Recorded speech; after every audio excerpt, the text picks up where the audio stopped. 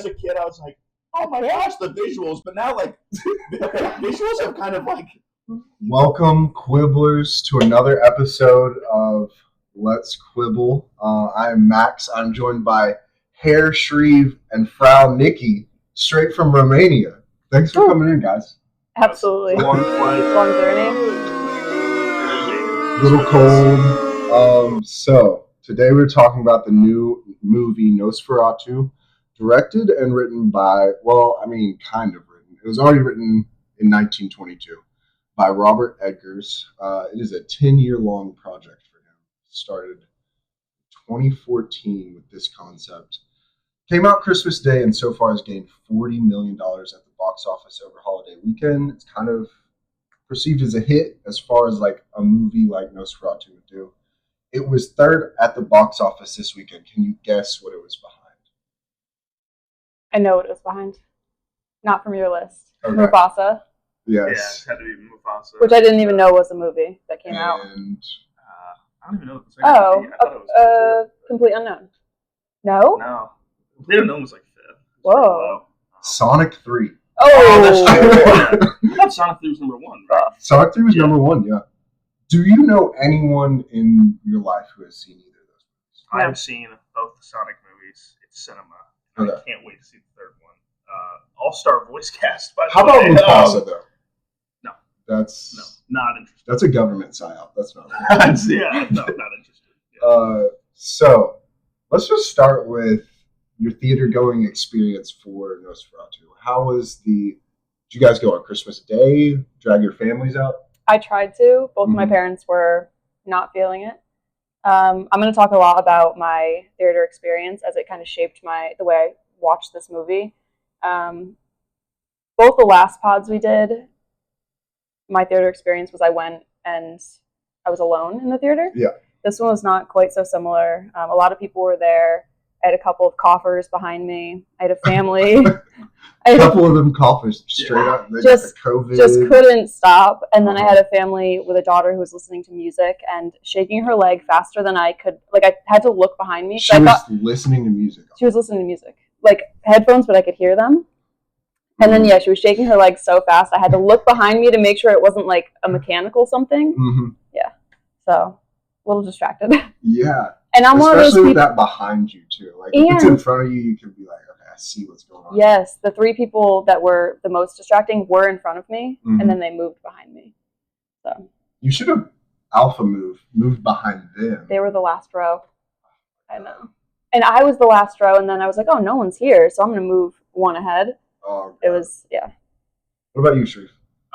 So the theater was about half full when I went. I went at like 12:30. There was a old woman, and I perceived to be her daughter, who were there in front of us, and they weren't talking before the movie, whatever. And for some reason, as soon as the lights went down, like after the opening scene or whatever, they started whispering to each other about how scary the movie is, and they just started sort of talking about how scary the movie was going to be. And the old woman kept saying, I don't know if I can be here, like, during this movie, yada, yada. And finally, I kind of leaned down right next to them, and I said, if you're really that scared, can you please leave so you don't ruin the experience for everyone else? And I would have never recovered from that. And she gave me sort of this Karen look, like, I can't believe this guy, like, did this to me. Karen to your Karen. Yeah, and then basically she looked at her daughter and said, let's go. And they left. You think they paid full price? I was just about to say, was this a matinee? No, like at 8 p.m. in Atlanta. It was like what, $25. It might have been the early bird special at AMC, but okay, but that's a good segue. The first scene is quite scary. Yeah, absolutely. I thought that. Well, Nikki had texted beforehand. I think I'm the most comfortable with horror movies out of the group. I'm the least, for sure. You just have recently gotten into it. But Nikki had asked, is this something that is okay to see alone, or do I need to go with someone? I was like, yeah, there's 1 to 2 jump scares. When I said 1 to 2, I was definitely thinking about that opening scene. Mm-hmm. We're going to spoil this movie, by the way. We're going to try and avoid like plot points, but it's a movie from the 1920s. Like, everyone kind of knows this story already. Mm-hmm. Except me. I had no clue. Really? Truly. Like, I didn't know the original Nosferatu, but still, throughout the movie, I was finding myself not very surprised by each step of where the movie was going. Not that each step wasn't beautiful to look at or really engaging, but I wasn't like within the opening scene. After that scene, I was like, yeah, it didn't. I mean, it was a movie about plot, but it wasn't like, where is this going to take me in a sense of there's going to be a twist somewhere. Like, you kind of knew what was. Which is weird because with Eggers, my history with his movies is there's always, not always, but there's usually like a twist of some sort that really like throws you for a loop, especially with The Lighthouse and The Witch. For this one, it was pretty standard throughout the whole movie. Not saying that that does anything against it, but tell us about that opening scene and what you thought of it when you first got the scare. I was terrified. I did close my eyes at multiple points of this movie, including that scene. Again, my theater experience was a little bit distracting, especially in the beginning, so... It's such a shame, too, because with Eggers' movies, like, everything is so encapsulating. It's such a period piece to the point where people are talking in the period. The clothes, the sets are real. Everything feels... It's got such a welcoming experience into a period piece. So to be pulled out of that by like modern day technology, somebody like playing something. So, like somebody had their text messages on, so it would beep and then it would flash twice. So it was a lot of being pulled out of the moment like that. Put your phone on Do Not Disturb when you go. What are you guys honestly doing? Why are you at a movie? Is my thing. Why are you there? Look, There's why are this you dude there? with, I swear, I thought it was a flashlight at first. It was his watch, like one of those smartwatches that had the brightness turned all the way up. And the position he decided to watch the movie in the front row was like this. And I felt like there was a flashlight just pointing at my face the entire movie. I should have like called Kyle and been like, "Hey, let's wrangle this dude out. I need your assistance to wrangle this guy out." That's also the first time I've ever. I think that might be the first time I've ever actually like said something to someone. But I was like, I've been looking forward to this movie for a while, and I'm not. Speaking of this interruption and jump scares,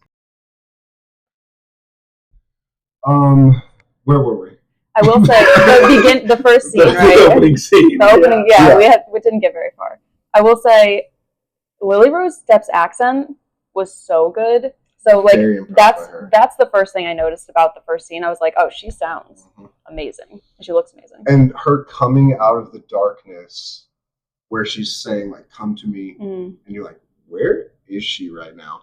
Then it pans over as she walks through her bedroom to her at the window.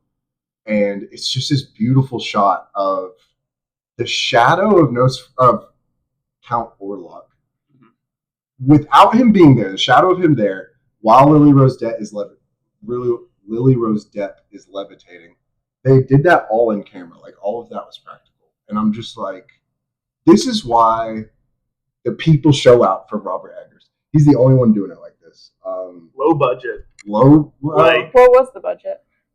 It didn't feel low budget. Out of all of his movies, this had to be. Usually his stuff's pretty low budget. Yeah. That's why I say compared it to like a Marvel movie. The Northman might have been more. 200+ million or absolutely something like that. But he's definitely doing the most with the least, just like Chrissy Nolan, our boys. Eggers and Chrissy. Does Chrissy have a low budget? He doesn't, but he always comes in under budget. Right. He's not just spending to spend. 100 million, so. Give Eggers 100 million. Let's see what he can do. Okay. Anyways, yeah. So let's get to the cast. We talked about Lily Rose Depp. I think I only knew her from The Idol. I haven't even seen The Idol, but she was like widely panned for her role in that. I thought she was amazing. I thought she was great. Certified Scream Queen. Yeah. I did watch some of The Idol, and I wasn't overly impressed, and then I stopped watching it. Just like content was a little disturbing. Yeah. And I had heard, TikTok here, TikTok there. I knew I was going to watch it, so I would try to swipe. But I did see a TikTok like, oh, Lily Rose Depp is the only good part about Nosferatu. Really? So I'm watching it, and Nicholas Hoult comes on, and I was like, hold on. I was like, hold up. Everyone. My guy is acting in this movie. Capital A. Yeah. So Lily Rose Depp does a lot of demented and possessed acting as well, especially in the third half. I had to close my eyes during that. Which part? when her and Nicholas Hoult are in the room, too, I was like, I just don't like the contortions. What about? We'll just leave Anyways, that. yeah, it's okay. I do want to say, quick point of order, we dodged a bullet. Originally, Harry Styles was playing the role of Thomas. I did eventually hear that, got recast in Nicholas Hoult. I mean, and Anya Taylor-Joy. What an upgrade! Anya Taylor-Joy as well. I'm glad that they. Oh, but Anya Taylor-Joy is like, She would have been compared to Harry Styles. But Yeah. listen, but like, Anya Taylor-Joy is the main role in this. She was already the main role in The Witch. It's like, give somebody else a chance. Yeah. She also had The Menu last year. Like, I think, and Yeah. Furiosa. She's on a roll doing her own thing. Don't run it back. Do it as a side character if you are. I think also Bill Skarsgård was after Robert Eggers made The Witch. He was going to make Nosferatu. Bill Skarsgård was going to be Thomas. Eventually, That's right. the movie got scrapped and they pushed it down the line. Then the movie was back on. He wanted to be Thomas, but Nicholas Hoult was already cast. So he was like, I'll be... What's the role that our boy Aaron Taylor Johnson plays? Oh, Frederick. Frederick. Yeah. he's like the shipmaster Yeah. of the town. He's the Nepo baby of Nosferatu, for sure. That's a very apt description. Hamming it up. I love him in this role. Glad Mhm. Bill Skarsgård wasn't that, but that's what Bill wanted to be as well. Eggers was like, nope. So Skarsgård took a moment and like apparently wrote Eggers this letter talking about how important this movie was for him and how he had to have a role in it. And Eggers didn't reply, but eventually called him and talked about like, what about Count Orlok? I don't know. Bill Skarsgård is not in this movie. No. Absolutely not. Yeah. Do you know what's funny about you saying that? When we first meet Count Orlok, I'm kind of, trying to see his face. I'm trying to whatever. And I'm like, oh, so that's Willem Dafoe. I'm like, Really? yeah, I was like, okay, so maybe there's two. Maybe there's, it's kind of a Jekyll and Hyde type of situation, like Count Orlok, Nosferatu. Yep. So I'm waiting for Bill Skarsgård. And then I was like, oh, that's Willem Dafoe. And speaking of that scene, that's probably my favorite. We've talked about this off pod. The first 30 minutes of this movie was like, pulled me in so quickly. From Nicholas Hoult getting the assignment to go sell Count Orlok this plot of land in Romania or Transylvania, wherever they're at. He goes on this mission through a gypsy village. It was all very disturbing. Shot, very disturbing. Who's that guy? The hammy guy? Yeah.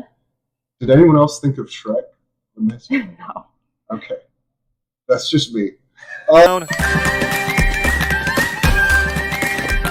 Basically up to the ghost carriage and Nicholas Hoult. That whole ghost carriage scene was probably my favorite part of the movie. Well, like you said, the first 30 minutes, the ghost carriage scene, like when he's slowly getting there, and I love how Eggers was so smart where he didn't show Orlok right away. It was like you first saw like his fingernails, and like slowly you'd like see his eyes and like his full figure and everything. Well, of course you kind of saw him at the very beginning, but that was like for like a split second. Yeah. But anyways, continue. And then Nicholas Hoult getting into the castle. That was probably the edge of my seat moment where he's being lured into signing this document that he's not even sure what it is, but he's just signing it, trying to get out. Yeah. I thought it was beautiful filmmaking. It was very much like Jaws in the sense of less is more, where like you 100%. cannot see this figure. Well, you felt like he was like being hunted, even though he's at the table and Orlok's like being cordial. He's like, eat, sit down. Yep. Like, well, enjoy someone gives you a glass of wine and you're in this like kind of precarious situation. You're kind of like, am I about to get poisoned here? Especially back then. And I was like, is this blood? Yeah, something. But even just leading up to that, I liked the... Come here. I liked the whole, like, Nicholas Hoult talking to Lily Rose Depp, her explaining her dream. He's like, it's nonsense, you're better, blah, blah, blah. And then you kind of start to see him questioning his own reality. He's got the mud on the boots. He's seeing this ghost carriage. I thought that was... Yeah, what do they call it? The melancholy? Melancholy. Which is a big theme throughout the movie of, like, no one is believing Lily Rose Depp's character as to her actually having these visions of this figure coming. And everyone's just kind of like, it's okay. Just, you'll be fine. And It's especially as a woman back in the day, you exhibit those signs, and it's not, we're going to help you, this is true, you're crazy, It we're going was to lobotomize very, you. Like, I thought it was just very historically accurate to the time. Yeah. Especially when he leaves, and the fact that it's like, oh, like, Friedrich is going to be, like, your caretaker when I'm gone and everything. Like, because, like, you wouldn't, obviously nowadays, be like, oh, well, woman is just home by herself. But, like, back then it was like, no, like, there's got to be someone else there. Someone must watch over her. Yeah. Like, yeah. I think those themes were really prevalent throughout the movie, as well as a little bit of class, where, like, especially with Friedrich's family, they're so inviting to this family who has these issues of, she's getting possessed by a demon, but they don't know that. They think it's some sort of medical But when you problem. first meet Friedrich, he is, like, super pretentious, but like you said, trying to be, like, really friendly. Like, oh, my dad, like, gave me this whole company, and, like, it's so much work. You don't know, and, like, the money, as he's, like, smoking, like, a cigar and, like, drinking, like, you know. Yeah. But it is sweet because you can see this, like, long-standing friendship where, you know, he's like, I'll pay you back, and he's like, man, don't worry about it. Like, you can see there's a class difference. Absolutely. But there's also a friendship there that... And I think that class difference also speaks to why Friar, whatever Nicholas Holt's character's name is, Thomas, our boy Tommy, why he even goes on this mission is because he wants this promotion at his job to provide for his family. He probably sees his best friend Friedrich having all this luxury and this multiple kids. And he's just like, I got to catch up. I got to play this game, which is what makes him so desperate to sign this contract with Orlok. This contract, he doesn't know, but it basically, I don't know why. This is a little bit of a nitpick for me. He signs his wife as a possession away. It's not in his language. It's in so he can't read it. I think he's just scared shitless. He's like, get me the hell out of here. But, like, what power does this document have? Right. That's what I was thinking. What is a signature? What is a signature, and why does it actually mean something? I mean, we are living in this movie where there's an undead person who needs to sleep in his casket every day to stay alive, but still, it's also the ultimate synth, though. If we're being Thomas? Orlok. Orlok's the ultimate simp. Yeah. Thomas, the ultimate cuck. No, that might be it. But to that point, I think what Orlok was trying to do is that he didn't want to use, like, his possessive powers to get her. He was like, I want to try to make this as legit as I can, but also kind of, like, bending the rules where he can't really read the language, but if he signs it, I can say, like, oh, Thomas, like, agreed to this. They're mine now. Wait, but doesn't it have to be, she has to come on her own will, but Thomas doesn't, I mean, I guess he did give him permission with his own will, he just didn't know it. Okay. Third entrance. I want like a fast cut of every time OJ gets in. That'll be the intro. That was okay. Let's just get into I generally really like this movie. What about you guys? So do you want to start with the good or the bad? I think we're going on good right now. Okay, let's keep going on good. Performances out of this world. Yeah. William Dafoe is just playing William Dafoe.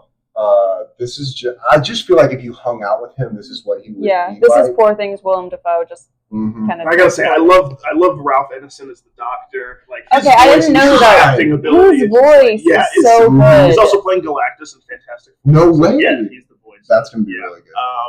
I thought every time he's in one of these, just his voice alone ratchets up the period piece to where it's believable. He's just got this deep, leathery tone. How about Nosferatu's voice? Anyone want to get their impression? I really could have used subtitles. I'm a subtitle girl. Best, like, closed caption movie. Oh, I'm a subtitle girl anyway. So I was really trying to hear what he was saying, and I caught every probably like third word. Like the beginning or the end, but not the middle part. Not the middle. So I thought it was really good. I just wish I knew more what he was saying. And I think that because Bill Skarsgård's accent was so good, it kind of washes away the fact that you can't even hear half of the stuff he's saying. Maybe that's the point. But as we've said, he disappears in this role. You literally cannot tell it's him. And you know what? When you hear like a Transylvania accent like that, it can be so caricature of it with like the rolling R's and from Elmo. Yeah, a little Dracula type of thing. It was really good. It was clean. As much as I couldn't always understand it. Like, it was a clean accent. Come to me. Yes. Yeah. Like you guys said, I didn't recognize it was Skarsgård. Actually, it was funny you said Willem Dafoe. I saw like Pattinson first. Kind of from the lighthouse, like with the mustache sure. and everything. When you kind of first something saw we it, haven't talked about. I haven't seen The Lighthouse or The Witch. No spoilers. Yeah. Something we haven't talked about. Count Orlok's got a mustache in this thing, and it is a fat mustache. Yeah, it's like thick. Yeah, I heard it was very Tom Selleck before, and I was like, that tracks. You got spoiled about the mustache beforehand? Yeah. That's tragic. I think the mustache was probably, like I said earlier, it was lacking a twist. The mustache was the twist. Yeah, like, right. I was not expecting it. Edgar says, look up a picture of a count from that period of time, and you'll be hard to find a picture that doesn't include a mustache. So that's fair. I'm with it. I thought it added to the character and made it a little different than any vampire we've seen before. Aaron Taylor Johnson was killing it. Who was the actress that played the villain in Deadpool and Wolverine? The bald girl. I'll put it up on the screen right now. I'm sorry that I'm disrespecting you. You were great in Deadpool and Wolverine, and I feel like you didn't have a lot to do in this movie, so I'm excited to see. Wait, who is it? It's the girl with the blonde hair. The wife? Friedrich's wife, yeah. Anna, I think. Yes. She was good. She was actually in a film I had just watched, so I was like, where do I know her face? She didn't have any lines, but I did know also, her I'm so face. sorry. I don't know his name, but one person we haven't talked about yet is the one who's like the servant of Orlok. The realtor, or the realtor who is, you find out Thomas's boss kind of set this all in motion. He's like, you need to go meet Count Orlok, and then you figure out he's part of like the occult, and he's like one of his like followers or whatever, which kind of sets everything in motion. But he played like an insane person, like really well. I told Nikki, I texted her because she was like, "Can you text me like if it's okay?" Because like I don't really love scary movies that much. I'm like, yeah, okay. Not to put her on blast, but I texted her and I'm like, yeah, there are like a few like unsettling moments, and for me, I felt that was to me the most unsettling was kind of seeing this dude like go into insanity. Yeah, go into insanity. Yeah. As soon as you see him with the pigeon, you're like, that pigeon. Oh, you know, yeah. Well, let me ask you this. That was graphic. It was disgusting. Yeah. That's when I close my eyes to the point where I can like see what's going on, but I can't. I just do it with my eyes kind of like half closed. But did you guys, if you didn't know kind of where the story was going, would you have thought like, oh, he's a little sus when he was like, you got to go at here? The very beginning? No, I was totally. I had a little something, but not. He did. Upon rewatch, I'll definitely notice it. But like at this point, no. I was so wrapped up in the fact that like when he walks into that office and the other people are like, you late, made him wait 30 minutes. You're 30 minutes late. I was just like, felt that like, oh shit, he's got to get this mission done, just as Nicholas Hoult did. Any cons that you guys had with this film? Maybe the subtitle thing. A little bit hard to understand. I'd say my one con can be summarized with this quote from Robert Eggers. Robert Eggers said, "I don't like accidents. I don't like improvisation. I just like to do it."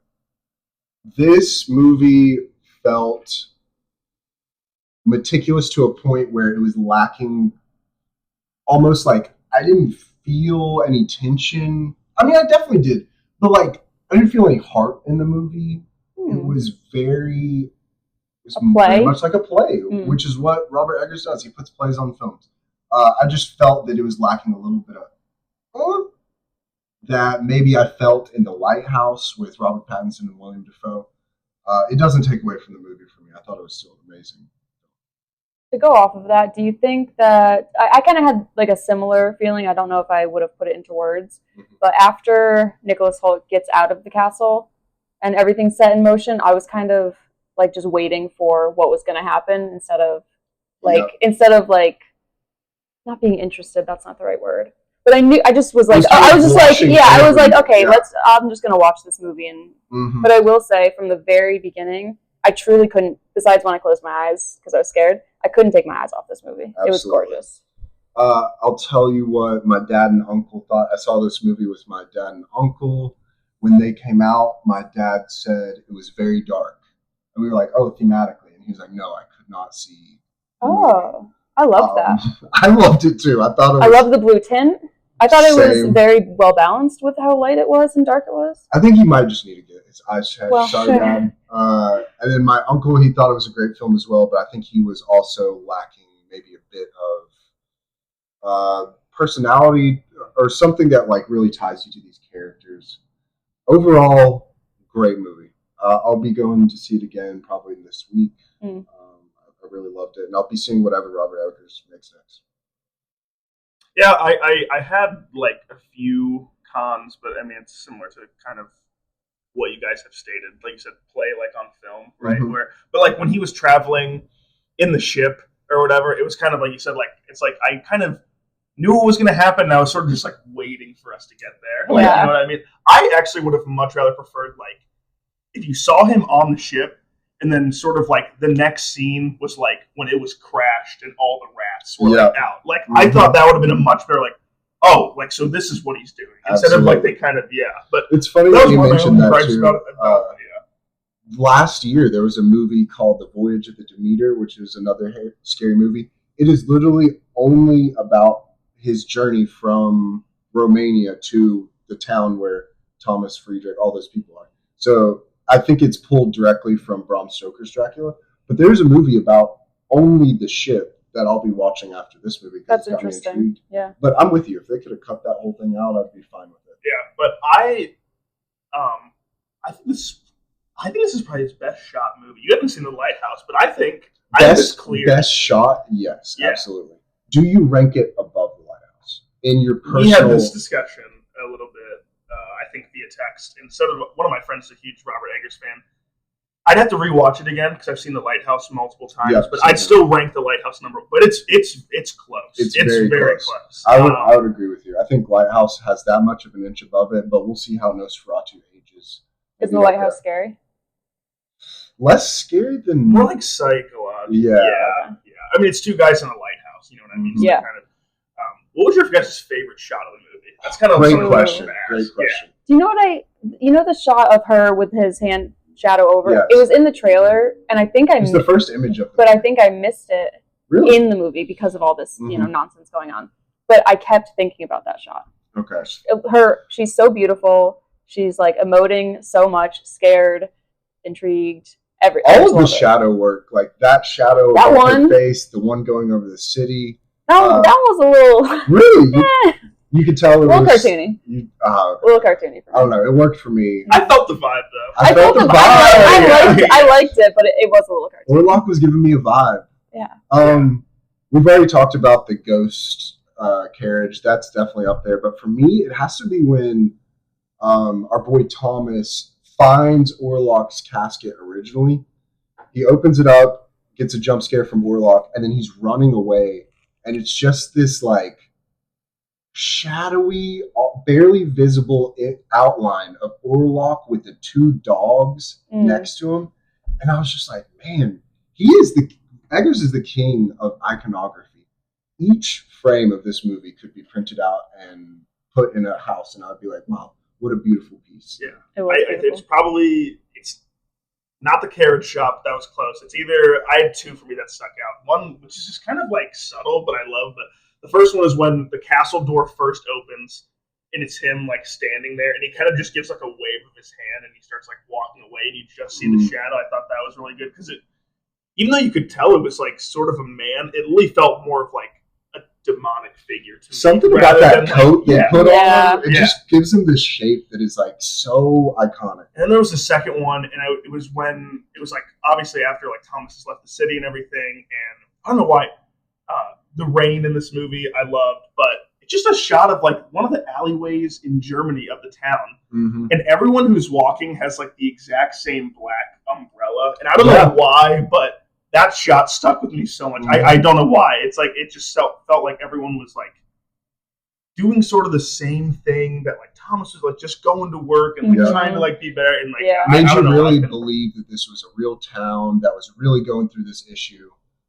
And I think the variety of all of our answers just proves how beautiful this movie is. There's probably another 10, 20 scenes that we haven't discussed that could be like if I rewatch it, I'll probably find another one. Like I did want to rewatch it.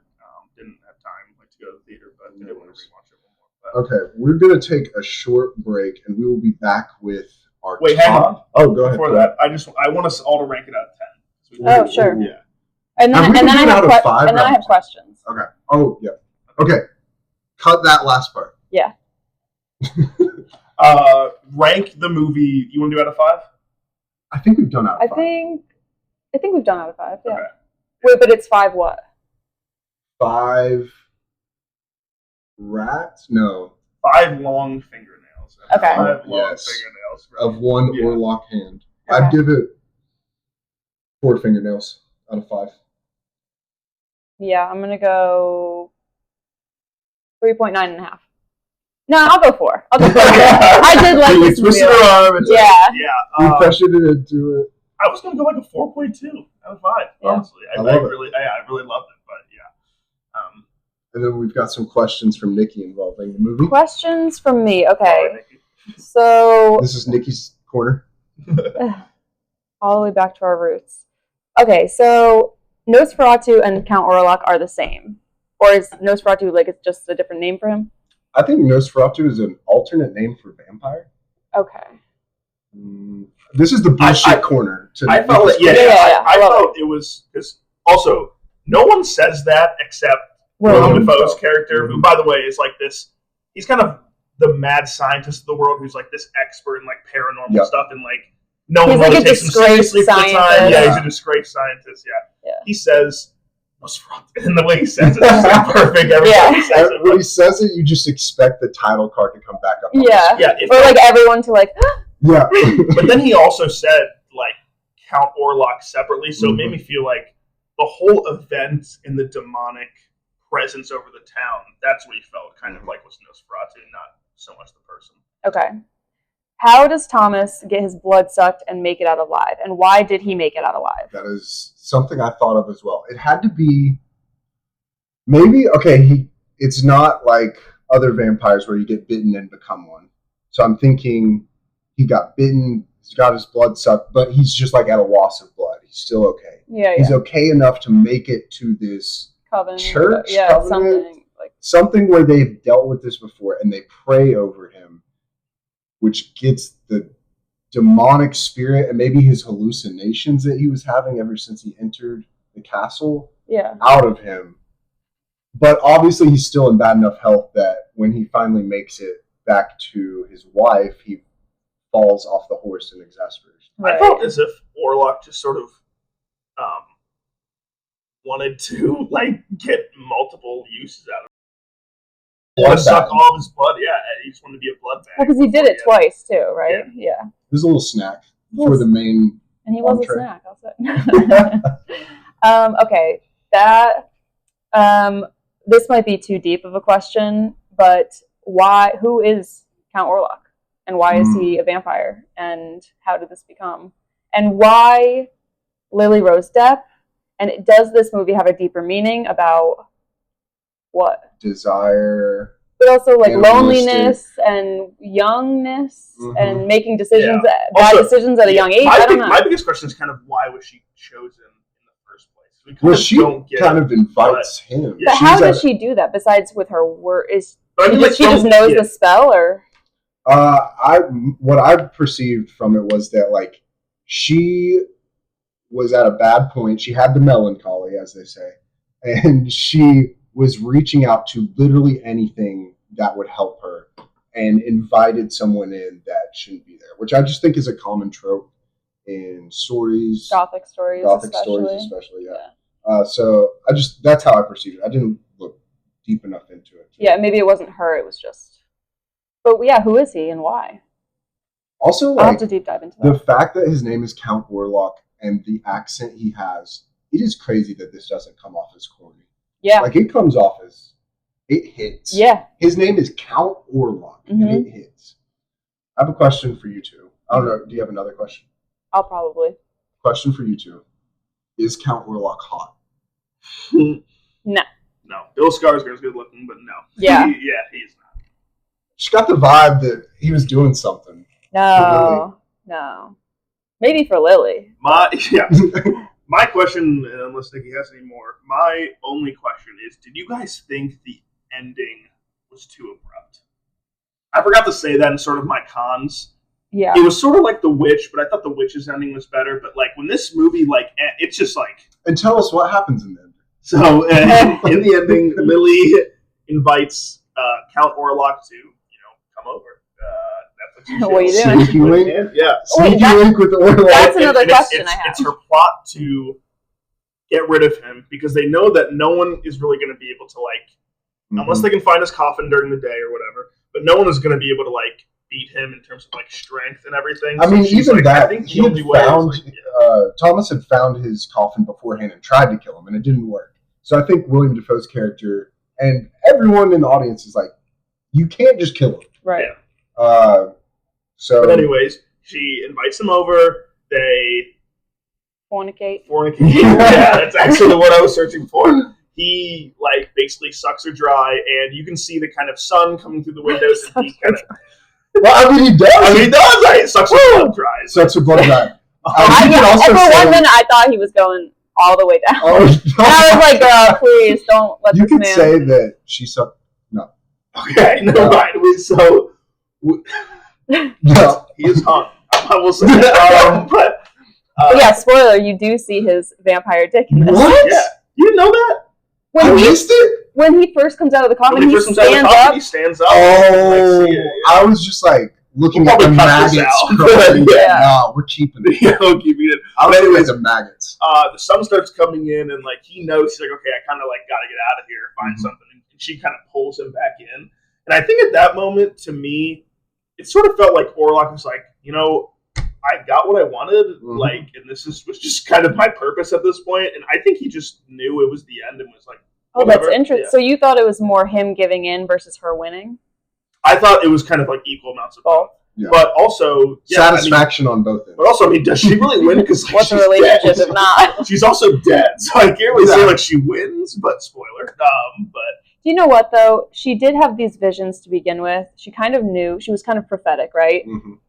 So you have to wonder, spoiler, her best friend dies, her best friend's children dies, her best friend's husband dies, her husband almost dies. That was a shock. You almost... I did not expect that. But. Yeah, you almost think, girl. Yeah. If it was going to happen, maybe you should have just... I'm with you there. I love a movie, but... You hate to say this term, but does she have something to live for after this? Even if there's a way to kill Orlok, everyone you know and love has died because of you. Kind of because of you, but really because this guy is got this intense passion and obsession with you. Just overall, really beautiful movie. Last question: why did Thomas open the casket? Was he brainwashed and in a trance? That first time. His casket, Orlok's casket. I think he was just curious. He was desperate to get out, gets in, opens the door. He does the classic opening scene of a horror movie, don't go in the basement, da da da. Yeah. He's like, I'm gonna go in the basement. And then also, he's like, what's that? He tried to leave and it was locked. So I think maybe he was just trying to find any doorway, and then I think maybe he drew him towards the coffin. Yeah. That's the willing suspension. I'll let that go. He had witnessed the gypsy tribe killing a vampire, maybe not vampire, earlier with his stake. The corpse, yeah. So I think he could have known, maybe I've got the upper hand on Orlok. I don't know why he would have known he's sleeping in there. Right. Also, I do want to say, I didn't say it, one of my favorite shots now that I'm thinking about is actually when he's about to stab him, and you can kind of see the light through the window as it starts to go dark because the sun's going down. And then I realized he's not going to be able to kill him because he's going to be able to wake up. That was genius level. I didn't even if you rewatch it, you'll see the light starts to fade. Okay, so had it been 10 minutes earlier, he would have been successful. Maybe. Theory. Oh. This will be a good rewatch for sure. It's we love you. Thank you for cinema. Yeah.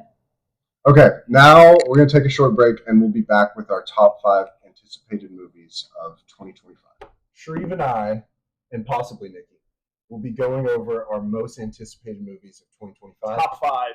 I've got a top 5. There were a lot we had to cut out, but we will do some honorable mentions. You want to start with the honorable mentions? Yes. Do you want to go first? Okay. What if my honorable mentions has some of your top 5? We'll just go into your top 5. No, we can just do honorable mentions. That's fine. I don't mind 5. But honorable mentions, First one I'm going to start off with is F1, which is the director of Top Gun Maverick making a racing movie with Brad Pitt. I'm in. That sounds dope. That Sounds dope. My first honorable mention is actually Captain America: Brave New World. Did not make the top 5, and I'm a huge MCU fan, obviously. I guess you guys can see, but yeah, I'm going to be seeing it. Harrison Ford is a Red Hulk. I'm in. Harrison Ford in the MCU. I'm in.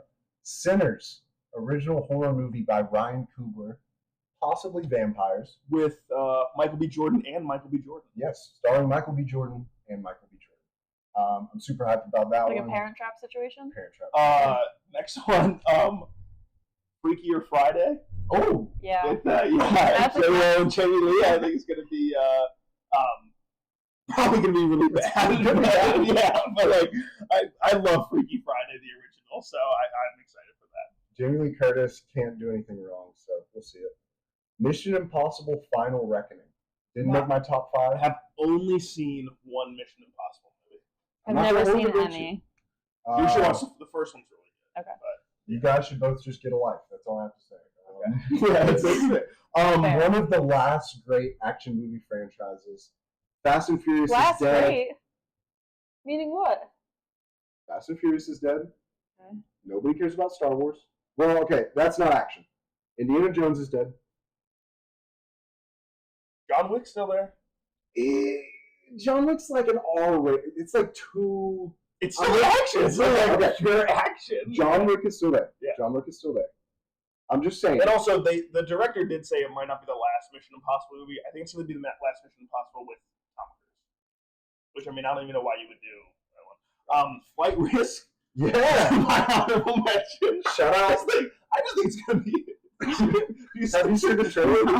Okay. No. So Flight Risk is about a woman. Someone's going to testify against like the mob, and they're taking some plane, and it turns out the pilot is a hitman, and the pilot is Mark Wahlberg. That's the one. A very healthy head of hair, and then also brings the worst accent I've ever heard. Terrible. What type of accent? Y'all need a pilot. That's the last shot of the trailer. It's him saying, "Y'all need a pilot," because they can't fly the plane without him, which creates the dynamic. It's going to be one of those movies. Topher Grace. It's going to be one of those movies where it's filmed in one location the whole time, which is just a gimmick I love. All right. Last one I have is Tron Ares. I don't know, is that on your top 5? Tron Ares is going to be a sequel to Tron Legacy, one of my favorite movies from back in the day. I have it as an honorable mention, not in my top 5, because the director has only done like Maleficent. I don't know what else he's done, but it's not a great track list. And it's starring Jared Leto. Name one movie where Jared Leto's the lead that was a banger. All right. That's my honorable mentions. You got one more? No. That was what I had. All right, let's start with our top 5, starting from 5. Number 5, I've got Wake Up Dead Man, which is Ryan Johnson. Okay. Rain Johnson. Yeah. Rain. Rain. Wait, is this not... It's a sequel. Yes. Knives Out. Knives Out sequel. I would put it higher, but it's coming out on Netflix, and it's just like I can't. Yeah. Netflix. What are you doing? Put them in theaters. Like, help the theaters out here. We know what your platform is. Everyone's gonna watch it once it gets there. Mm-hmm. Just put it in theaters for like a month, please. What is your number 5? Oh wait, I'm sorry. I just have to go through the cast of this real quick. Kerry Washington, Haley Spaney, Civil War, Daniel Craig, Priscilla, Josh O'Connor from Challengers, Josh Brolin, Mila Kunis, Jeremy Renner, Andrew Scott, Glenn Close. Andrew Scott? Andrew Scott. Wow. Thomas Hayden Church. He always has a loaded cast for these mystery. Now, did you guys like Glass Onion? I loved it. You did. I did not. I actually haven't seen it. I didn't. And it's only because I didn't hear it was good, and I didn't want to like. Knives Out to me, in terms of murder mystery movies, was like really good. Like, peak. Yeah, like, I agree. Honestly, Glass Onion was like, I thought Glass Onion was not to the quality as Knives Out, but had a better twist. Interesting. Yeah, interesting. My number 5. The How to Train Your Dragon live action. I'm not joking. Okay. Let's be serious here. Okay? And you can't judge if you haven't seen it. If you haven't seen the How to Train Your Dragon animated movies, you have no room to talk. They're full of heart. They're fantastic animated movies. Great voice actors. And a lot of the voice actors are coming. Like Jared Butler's playing the father. He voiced him in animated. Yeah, in the animation. But yeah, How to Train Your Dragon for me is very high up. I've noticed people talking about how like the trailer itself and the images within the trailer versus in the animated. I've not seen any of the trailers. I want to go. Really? Oh yeah, I don't want to see. I want to see what any of the dragons look like. Yeah. All right, my number 4. I'm gonna go The Monkey. Osgood Perkins' follow-up to his hit this year, Long Legs. Yeah. It is a rendition of a Stephen King novel. I don't know anything about the novel, but it's Stephen King plus the guy who did Long Legs. I'm in there. How about someone who did less with more? I mean, Long Legs had like a $10 million budget and made like $70 million at the box Shout out office. to that marketing department. Yeah, it was the marketing for sure. And Nicolas Cage. Sometimes he sells. Give us your Long Legs impression. Number 4 for me, speaking of John Wick, is Ballerina, the spin-off starring Ana de Armas as the titular character. I'm a huge fan of the John Wick lore and the world that was much expanded to in the second chapter. And who knows? It's not confirmed when it's set, so like maybe a Keanu Reeves. Like when it's set in the timeline, maybe a Keanu Reeves appearance, Ian McShane appearance, because he loves those movies. So like, I think they did some reshoots with the director of the John Wick series, so you just know those reshoots had to include our guy Keanu. My number 3, I'm gonna go 28 Years Later. Danny Boyle's follow-up to 28 Days. He is reuniting with Alex Garland. I sent you guys the trailer to this. I think it's the best trailer I've seen in a long time. Best trailer I've seen in a long time. Have you watched the trailer? Yeah, and it was actually on before. It was on before Nosferatu. Yeah. I gotta say, it was scary.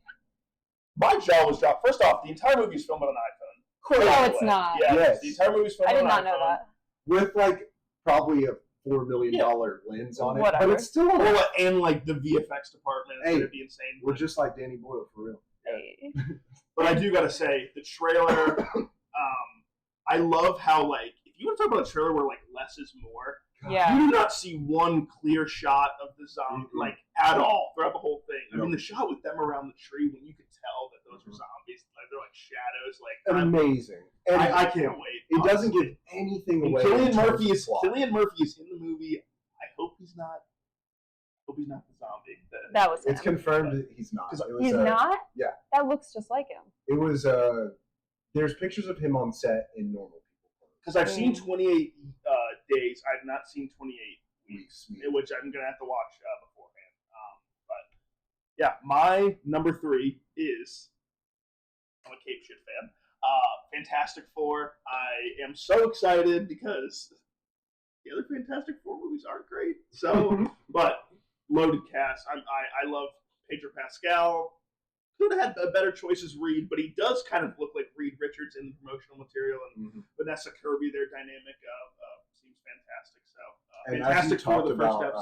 The voice. Ralph Ineson will be voicing Galactus. So, I'm very super excited for that one. It would have been on my list, but I knew Shreve was going to put it on, so you're right. I let him cook.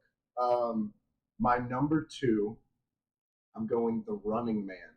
This is an Edgar Wright movie, which is a remake of a 1987 action sci-fi thriller starring Arnold Schwarzenegger. The plot is basically kind of a Hunger Games, but instead of people being all put in an arena together and chosen at will, it's one person being put through a arena of hunters that are going after him. The star of this movie is none other than Glenn Powell. Glenn Powell, starring in an Edgar Wright movie, which is a remake of a shitty 1987 action film. I'm in. You got my money. Yeah. Number 2 for me was your number 3 pick, 28 Years Later. Oh, sorry. It's okay. Yeah, we're both hyped, and I hope the hype lives up 28 years later. For for sure. Actually, my number 2, I'm going to switch it to Novocaine. Actually, you see the trailer? What is it? It's starring. Wait. Is that a Netflix with movie? Dennis Quaid's son? Yeah. Jack Quaid. Jack Quaid. Oh, I did see that. For those you guys don't know, the premise of it is that this guy, I don't know how, but like he can't feel pain. Mm-hmm. Physical pain. Yes. And his wife gets like taken, and so he's seems to be a great comedy action. Did you see the trailer for a similar movie with Rami Malek? Rami Malek. The Amateur. The Amateur. Looks good. Taken girl. So like, I'm excited. I'm excited for The Amateur. Yeah. I'm not gonna lie. Okay.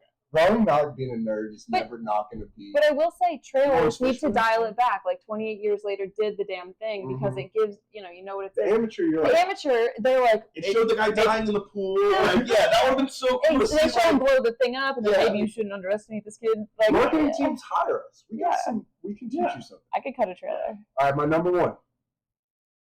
Supposed to come out probably this year. Has been delayed to January. Then was delayed again to March. It is Mickey 17.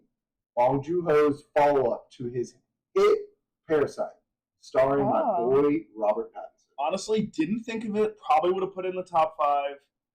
I actually thought that you were going to put the 3rd Avatar movie as number 1. I never put in honorable mentions. What was I thinking? Yeah, talk about the soft spot. I'm not the biggest fan of the Avatar movie. I really don't see the hype. Like, I love the first one. It's giving Fern Gully. Listen, when I saw Fern the first one Gully as a kid, I was like, oh my gosh, the visuals. I was like, oh my gosh, the visuals. I was like, oh my gosh, the visuals. But now, like, visuals have kind of, like, caught up so much that, like, I saw The Way of Water and I was like, the story's lacking. Again, just like the first one. Leave the Avatar 3 hate out and let's just give praise to what looks like less of a dramatic movie like Parasite and more of a hit like he made Snowpiercer, where it's comedy mixed with action, mixed with weird sci-fi elements. I'm so excited for this movie. I know it has a lot of rewrites and a lot of reshoots, but Bong Joon-ho has full control over this movie. He has the final edit.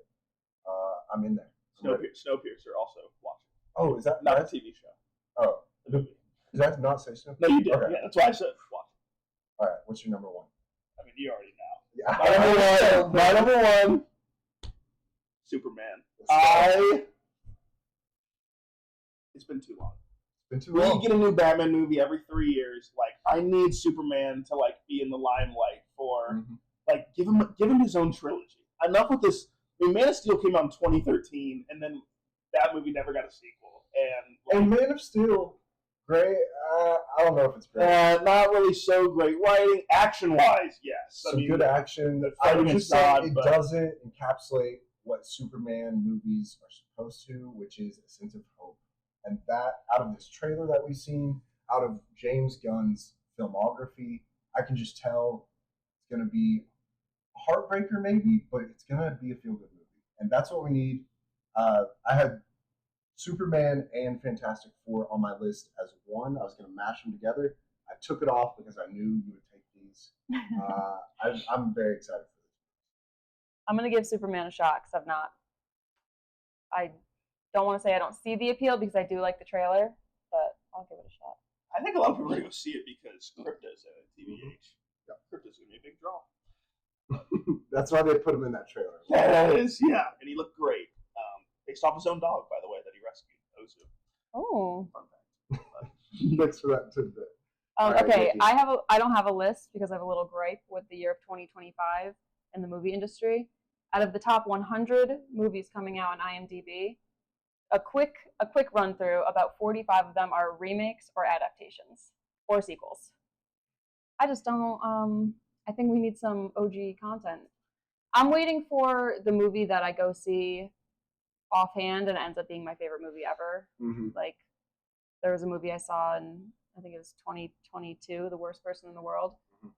Norwegian movie, knew nothing about it, went in, favorite movie of all time. And that's what you have to do now to get a movie that is not a remake or sequel. It's got to be a foreign film. Like Mickey 17, going to be original. I think it's based off a book. But it's not really original. Yeah, never mind. But a lot were sequels and remakes, and I'm kind of wondering like why we're going in that direction still. I just think Hollywood goes where the money goes, and the remakes seem to be just making money. Top Except two- like Indiana Jones 5 didn't, but like Top 2 grossing movies of this year. I think the only $2 billion: Deadpool and Wolverine, and Inside Out 2. It's just it's unfortunate.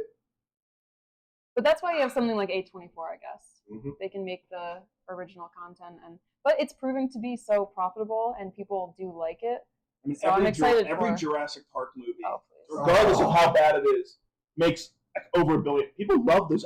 I don't know why. I gave Jurassic World a shot, and I was I like, did this is too. bad. Jurassic Park is my top 5 movies, and I gave Jurassic World a shot. Another government psyop. Nobody Yeah. sees those movies. They have to Yeah. artificially like it. They're just running the numbers. Well, you just see the box office, and it's like 1.1 billion, and I'm like, how? Like, who is watching? Probably because they take all the graphics, they rework them, put them into a new movie, spend no money. Mm-hmm. Yeah, I'm not going to be seeing Jurassic 5, Dinosaurs to the Moon, or whatever. What is this one called? I don't know. Fallen King. No, that was, I don't know. That was the Jurassic World sequel. This I don't is know. already Yeah. too much time spent on Jurassic That's true. World. Yeah, that's enough.